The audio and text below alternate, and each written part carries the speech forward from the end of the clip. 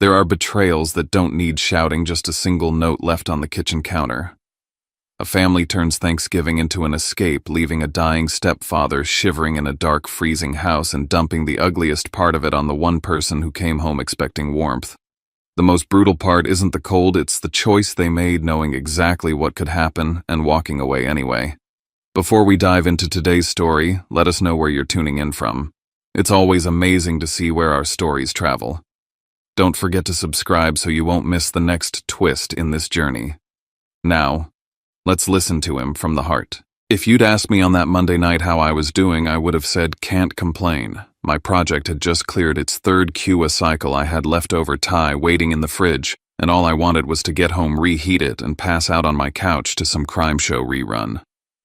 It had been raining all day in Pittsburgh, one of those cold, slushy, late autumn rains that glues your jeans to your knees and makes the city lights smear across the pavement like oil slicks.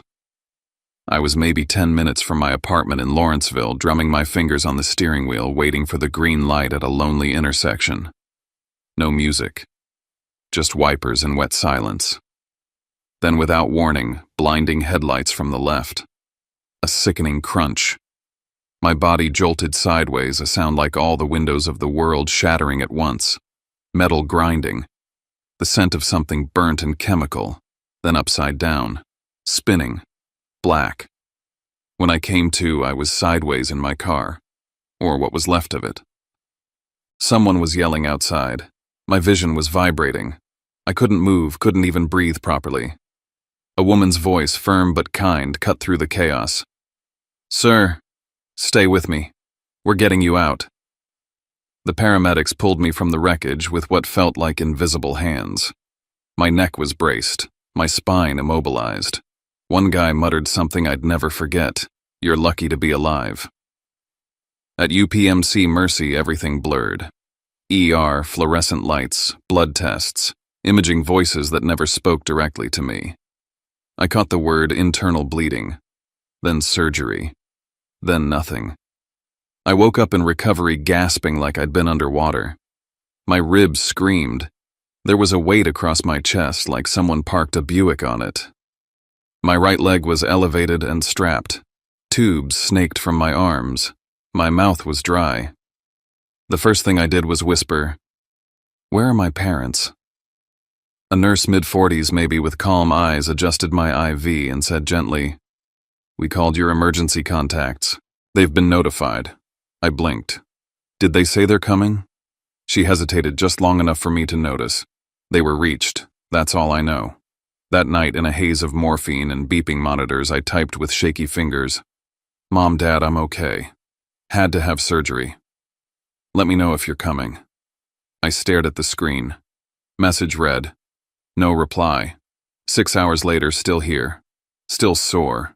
Just wondering if you guys can swing by. No rush." Still nothing. By day 2, I had started counting the seconds between pain meds and the nurses changing shifts. I tried calling them voicemail. Again. Left one. "Hey, it's me. Just wanted to hear your voice, I guess." On the third morning, a young social worker introduced herself as my case manager. Her voice was rehearsed, efficient. She asked who'd be picking me up once I was discharged. Who was signing for my rehabilitation plan? Who would help me during recovery? "I'll manage," I said too quickly. "Mr. Grayson," she said, "I'm not trying to pry. But if you don't have someone, we need to look into options for assisted care." I nodded like I understood, but all I could feel was a kind of blank space inside me widening. I had always prided myself on being independent. I'd left home at 18, funded my own degree, budgeted every paycheck, built up a solid savings cushion, and even started investing years ago. Never once asked my family for anything. But this wasn't a twisted ankle or a bad cold. I'd almost died. And now I needed someone. Just someone. Still no one came. Memories flickered uninvited. My older brother Langston knocking over a vase when we were kids and Mom hugging him saying it was okay because he didn't mean to. Me breaking a plate 2 years later, her eyes narrowing, her voice clipped. "Why can't you be more careful?" Huxley Langston forgot birthdays. I never did. He coasted. I saved. But somehow, I always came second. I told myself maybe they were overwhelmed. Maybe this scared them. Maybe. Then a nurse let it slip. We contacted them again yesterday, just so you know. Which left me lying there in the still silence of the fifth night with a single question echoing louder than the heart monitor beside me. If they knew. Where the hell were they day 6? The rain had stopped. Soft gray light filtered through the narrow hospital window. I was propped up slightly now thanks to physical therapy. Every breath still ached, my legs still strapped. But my eyes were fixed on the door. I wasn't even sure what I expected anymore, a hug, an argument, an explanation. Anything. Instead, in the early afternoon, the door opened and Nadine Ketter walked in. She wasn't family, not exactly. She was an old friend of my parents, maybe 10 years older than me. Used to bring pie to church potlucks. I hadn't seen her in over a year. But she was holding a paper bag and smiling like this was a casual visit to someone who had a cold. "Oh, honey," she said, stepping in. "Look at you." I came as soon as I heard. I blinked. "You heard today?" No. I mean earlier this week. But things have been so busy. She set the bag down, sliced banana bread, some magazines, a Gatorade. "How's the food here?" she asked. "Terrible, right?" I nodded stiffly. Nadine chatted for a bit, small talk mostly. I waited for her to mention my parents. Maybe they'd sent her. Maybe they asked her to check on me because they were on the way. Then she said it, carelessly, mid-sentence. "Well, I'm sure your folks are just swamped, what with Langston's big night and all." I froze. "His what? The awards thing?" "You didn't know," she paled. "Oh, I thought I figured they would have told you." "What awards thing?" My voice was too flat. Nadine winced. "Langston got honored by the association, something with his consulting firm, big industry event. Your parents were so proud. There was a dinner, speeches, cameras. They've been planning all week. The exact week I had been lying in this bed, cut open and alone." "They didn't tell me," I said. Nadine's face softened. "I thought you knew. Your mom posted pictures on Facebook. I mean, they were all dressed up. Your dad gave a toast, I think." She left soon after. I thanked her, even smiled a little. But the second the door closed, I pulled out my phone and opened my messages. I scrolled back. Day 1, I'm awake. Day 2, it hurts but I'm okay. Day 3, would love to see you. Day 4, please come. Day 5, I really need you. Every message I had sent had been read. Every one ignored. Because while I was trying not to die, they were polishing shoes, posing for photos, clinking glasses. I typed, hands shaking now. I almost died this week. "Where were you? Heard you were at Langston's award ceremony. Congrats, I guess." Message sent. This time the reply came in under a minute.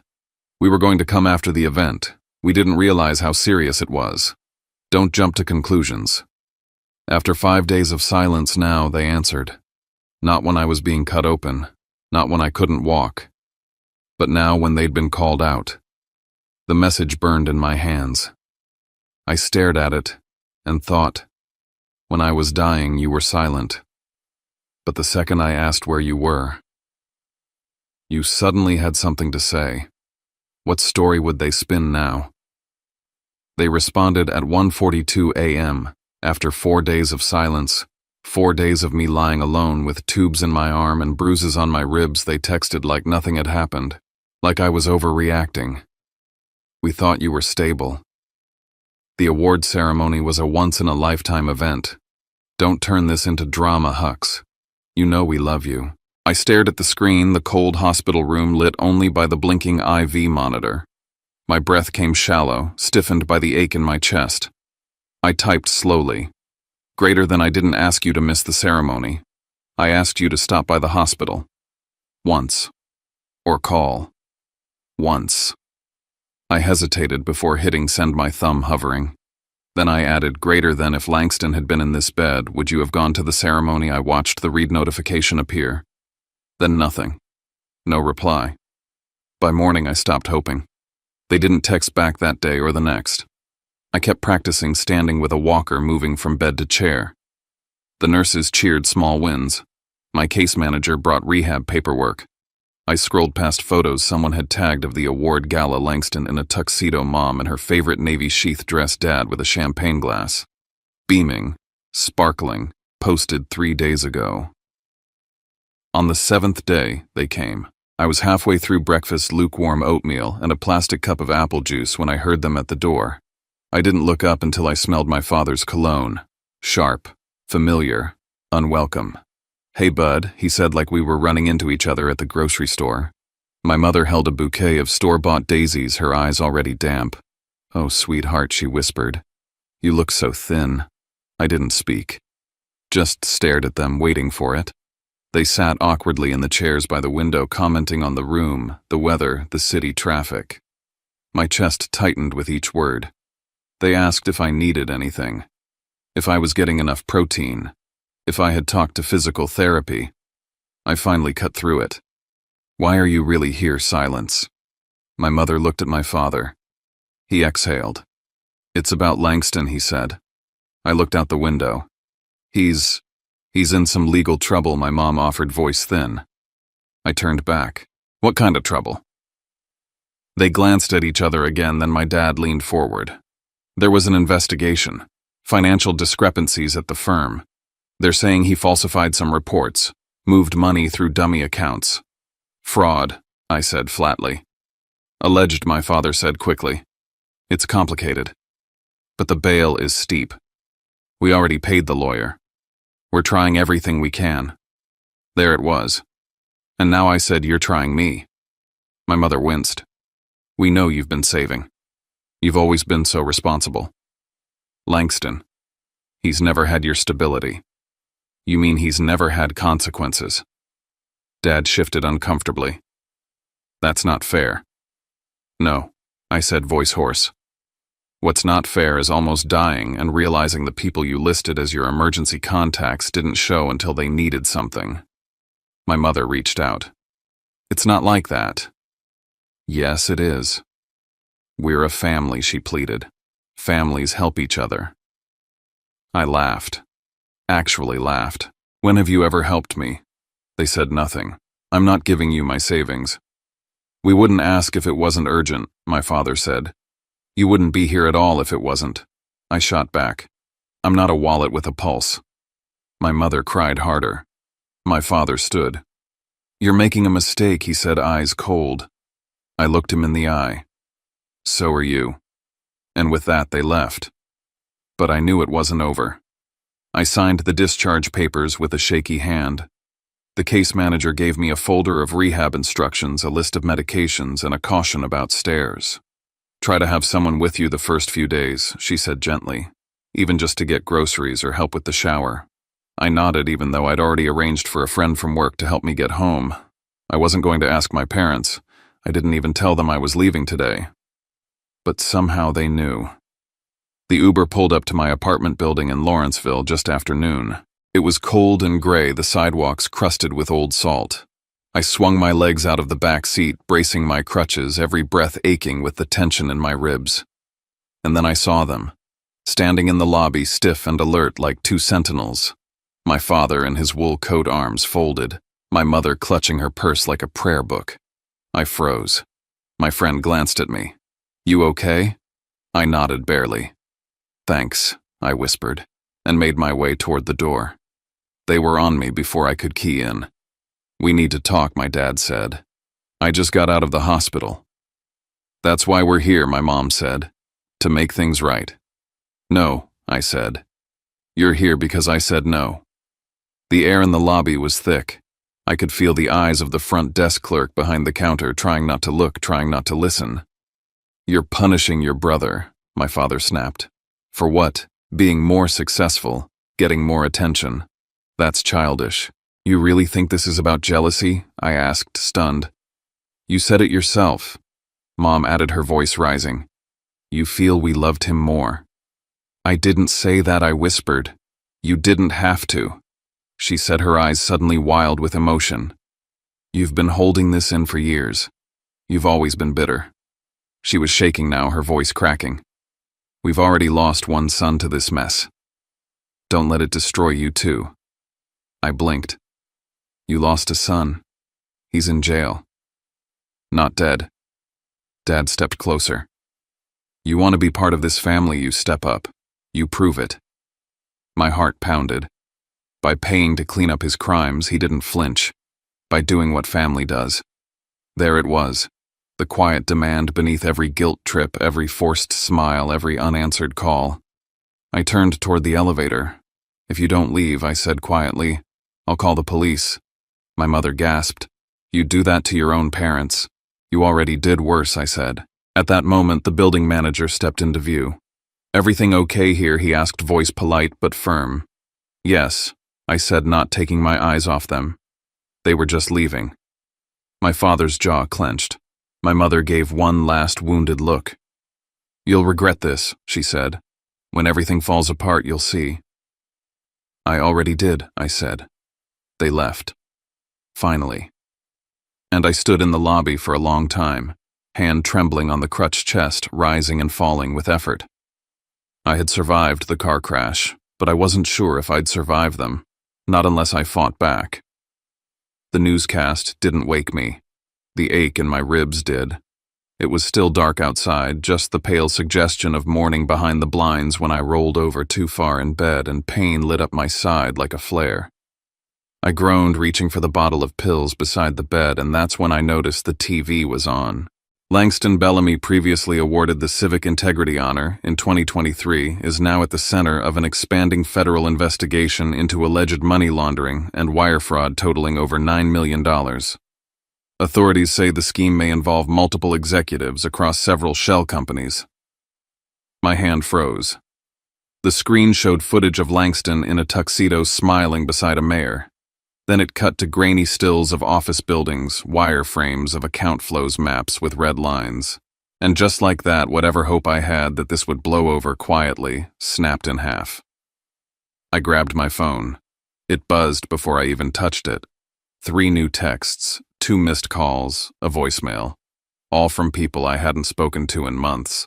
One text read, "Dude, your brother's on the news." Another, "Tell me it's not true. Weren't you just in the hospital?" And then, "Sorry to hear about Langston. Heard your parents are saying he's being framed. Hang in there." My stomach dropped. I switched to Twitter. His name was trending. By the time I forced myself up, the articles were multiplying by the hour. What had started as accounting irregularities had ballooned into a full-blown federal case. The money had been moving for over a year. Several dummy accounts, cross-border wires. There was even talk of conspiracy, ongoing investigation into whether Bellamy was a key player or a fall guy. Fall guy. I laughed, bitter, hollow. Langston hadn't fallen into anything. He'd climbed the ladder rung by forged rung. I tried to eat something but couldn't. I left my eggs untouched and stared at them for too long. Then the phone rang again. Dad. I let it go to voicemail. Then it rang again, Mom. Then both alternating. By the 6th call, I answered. Huxley, my father said immediately, voice taut. This is not what it looks like. Then what is it, I asked, flat. A misunderstanding. Langston is being dragged into something he didn't orchestrate. The real criminals are using him as a scapegoat. My head throbbed. And that explains the shell accounts in his name. They set him up, he insisted. We just need to get ahead of this. Show a united front. There it was. And how do you suggest we do that? You've got the resources, he said without a beat. If we can post bail, hire the right PR, get him proper counsel. No, I said. Don't even finish. Son, Mom cut in when had she joined the call. We are hanging by a thread. The firm is already losing clients. People are talking. You can stop this. You could fix it, Huxley. I swallowed bile. You didn't even come to the hospital. That's not fair, she snapped. This family is under siege. We couldn't be in 2 places at once. You chose. A beat of silence. I'm not your ATM. I'm not your second chance to clean up his mess. Dad's voice hardened. Don't make this about old wounds. Old wounds, I laughed. You ignored my emergency. Now you want me to empty my savings for a white-collar criminal who probably thought he'd get away with it. Mom's voice cracked. He's your brother. Was he mine when he was taking credit for my ideas? When he copied my college application essay word for word, and you told me to let it go because he was under pressure? Dead silence. Then Dad again. You're bitter. No, I said. I'm just done. The next few days blurred. I still went to rehab barely. The physical pain was bearable, the mental weight, not so much. Every time my foot hit the mat or I raised a resistance band, my phone vibrated with another attempt to guilt me. Every message was the same. If I didn't help, I was condemning the family, that I was their last hope, that they'd make things right if I just said yes. One afternoon, I couldn't take it anymore. I messaged Marlon. Need to talk. Urgent. We met at a coffee shop near his office. He looked tired, but alert, his lawyer mode on. This thing is huge, he said, laptop open to 3 tabs of news reports and SEC filings. It's not just Langston. There's a paper trail involving 4 other executives, but he signed off on the transfers, multiple times. He's not innocent. He emailed me, I said quietly, asked me to help. Marlon raised an eyebrow. Did he offer anything besides guilt? No. Just said I'm the only one who can save the family. Marlon scoffed. They don't want you to save the family. They want you to pay to keep it from collapsing. I nodded, eyes on the table. He leaned forward. You owe them nothing. Back home that night, I sat with that thought. Let it steep. And just when I felt clarity returning, the phone buzzed again. A new email. From Langston. Subject line. I need you to hear this. I stared at the screen for a long time before opening it. The tone was different from every text, every news article, every word Dad had spat into the phone. Langston's voice, usually polished, inflated with ego, was subdued. Hux, I know you're angry. You should be. I should have been there for you. We all should have. But I didn't know how far this thing had gone until it was too late. I scanned for the lie, the bait. But he didn't start with blame. He didn't even start with denial. I'm not going to pretend I'm innocent. I signed things I shouldn't have. I took money I thought I deserved. But I didn't orchestrate the scheme. That was above me, 3 executives' names you'd recognize. I was the shiny young face they used to sell the legitimacy. Now, I'm the scapegoat. I paused. The words hit differently coming from him. From anyone else, it would sound like a cop-out. But Langston never admitted fault. Ever. Then came the twist. I know what Mom and Dad are doing. I know how they treat you. They only call when they need something. I saw it growing up. I was the golden child, but I always knew you were the smarter one, the stronger one. You shouldn't have to pay for this. But if you don't, they'll sink. I set the laptop down. He was using my pain, my lifelong inferiority, my need to be seen. I wanted to believe him. I called Marlon. You're not going to believe what he just said. We met the next day. I brought the email. Marlon read it twice, then leaned back in his chair. He's trying a different kind of manipulation, he said.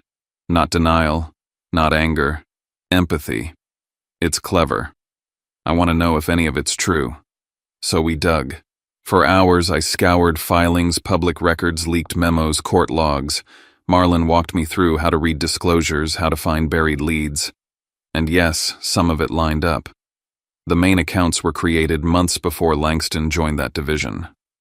Several high-ranking execs had quietly resigned weeks before the indictment. Internal audits were missing from quarterly statements. A whistleblower's name had been redacted in one memo. But Langston had still signed the paperwork. He'd benefited. He'd lied. Truth wasn't binary. It was a minefield. I tried one last thing. I messaged my parents. There's a chance Langston isn't the mastermind. Might be bigger fish. Their response came within minutes. Mom, all the more reason you should help. He's a victim. We need to protect him.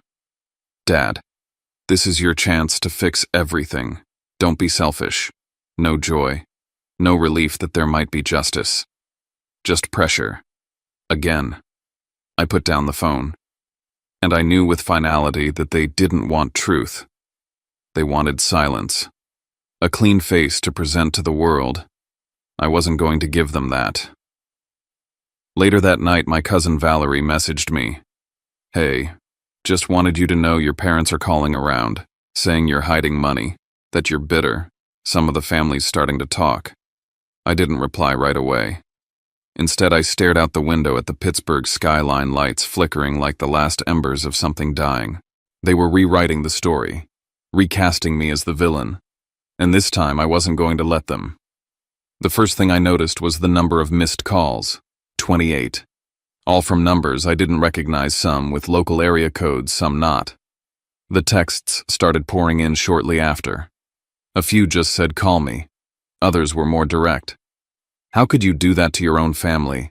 Your brother's rotting, and you're sitting on a pile of money. I didn't raise you to be this cold." At first, I thought maybe it was a scam. Someone got my number, spread it online. But then I saw a familiar name, Cousin Derek. We hadn't spoken in 3 years, maybe more. His message was just 6 words. "You should know what they're saying." I didn't reply right away. I just stared at the message as I sat in my dim living room, the ache in my hip flaring a crutch, leaning against the coffee table pill bottles lined up in a tray. I'd been so focused on healing my body I hadn't realized someone was out there quietly bleeding my name. I finally replied to Derek. "What are they saying?" His response was almost instant. Screenshot after screenshot. My mother's voice in a group voicemail. My father's comments under an old family photo. The message was clear: I had abandoned them. I had refused to help bail out my brother even though I had the money. I was holding a grudge and punishing the family.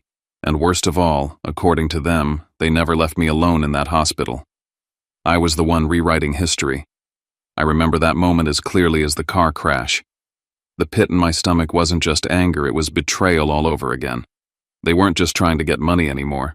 They were trying to destroy me publicly, so I'd have no choice but to fold. I was mid-step during a rehab session when I got another voicemail. The therapist had just told me to focus on my balance to feel my weight shift evenly. But the voicemail blared in my pocket and I instinctively grabbed the phone. Another relative, her voice high and cutting. "It's Thanksgiving and your mom's in tears. You're acting like you were orphaned. Stop being dramatic."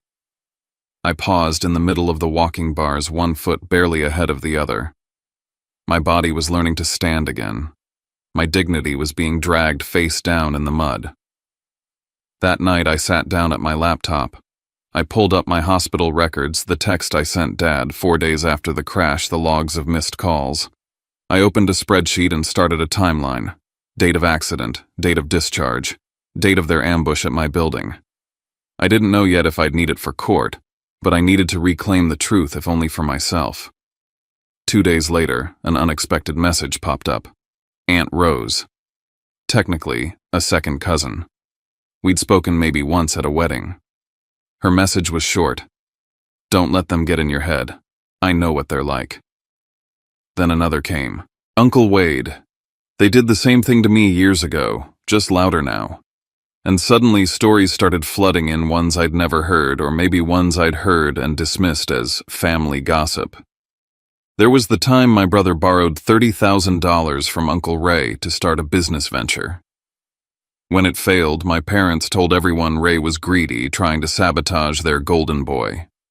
There was a birthday party where my brother got blackout drunk and destroyed the backyard. My parents told everyone it was an accident caused by the neighbor's kid.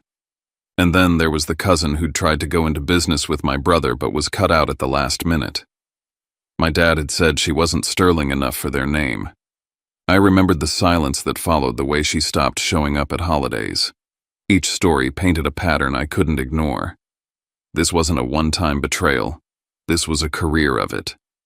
My parents had always chosen pride over people, reputation over relationship, control over care. And now I understood why they needed me so badly. They had burned every other bridge. I wasn't just their son. I was their last option. I forwarded everything to Marlon, my lawyer friend. He called me back within the hour. "Don't engage publicly," he warned. "No posts, no statements, just collect, document. If it escalates, we've got options. Harassment laws, building security protocols. But stay clean." I hung up and stared at the ceiling. I'd always wondered if I was overreacting, if maybe I was the one seeing things too sharply. But this wasn't projection. It was a strategy. They weren't acting out of emotion, they were waging a campaign. I wasn't a person to them. I was a bank account with legs, and now those legs were weak, so they thought I'd fall into line. But I wasn't falling. Not this time. The update came quietly via an email alert linked to the public record system. My brother had accepted a plea deal. He'd agreed to cooperate in exchange for a reduced sentence, 12 months probation, community service, no jail time. In return, he would provide names, methods, bank trails. Suddenly, he wasn't just a disgraced golden boy. He was a thread unraveling a much bigger knot. It wasn't justice, but it was accountability. And for once, it didn't come from me. That same day, my phone buzzed with one last message from my mother. It wasn't an apology. It wasn't concern. It was venom. I hope you're proud. You turned your back on your family and now you get to watch it all fall apart. You always wanted to be separate. Well, congratulations. No. Are you okay? No, we were wrong. Just the bitter residue of a plan that didn't work. I didn't reply. I just stared at the message until the screen dimmed. Later, I heard through Wade that my parents had finally scraped together enough money for bail. Not through savings, not by selling a second home. No, they'd gone back to the very people they once cast out, borrowing from relatives they'd insulted, begging favors from old colleagues they'd frozen out. They'd traded pride for access. And in doing so, they completed the cycle they'd always inflicted on others. My parents didn't bend for love. They bent for necessity. And even now they didn't bend toward me. I sat with Marlon in his office, a stack of papers between us. I want to end this, I told him. Not the drama. The access. The open windows they think they still have into my life.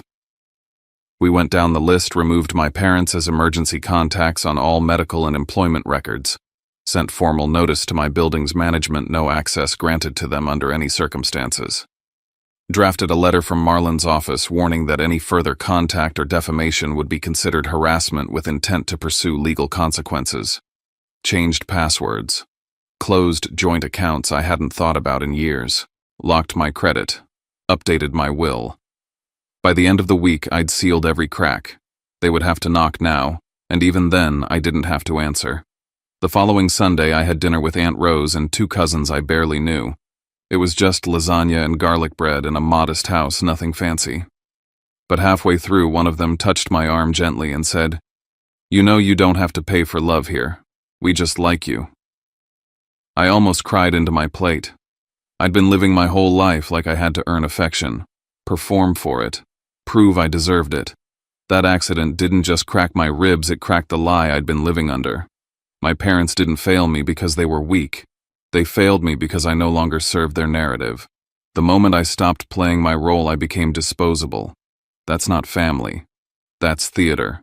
So I stepped off their stage. I got back to physical therapy with a new fire in my chest. I stopped looking over my shoulder when I walked to the mailbox. I applied for a new job in a city I'd always wanted to live in. And for the first time in a long time, I started imagining a future that didn't include anyone I had to explain myself to. No letters. No calls. No more waiting for something tender to come from people who only knew how to sharpen what was already broken. I wasn't refusing to forgive. I was choosing not to rent space in my life to people who'd proven they couldn't be trusted with even a key. There's a quiet that comes after you stop begging to be understood. And in that quiet, I finally heard myself. They say silence can be deafening. But for me, it was finally clean. There were no more calls to brace for. No more texts loaded with guilt.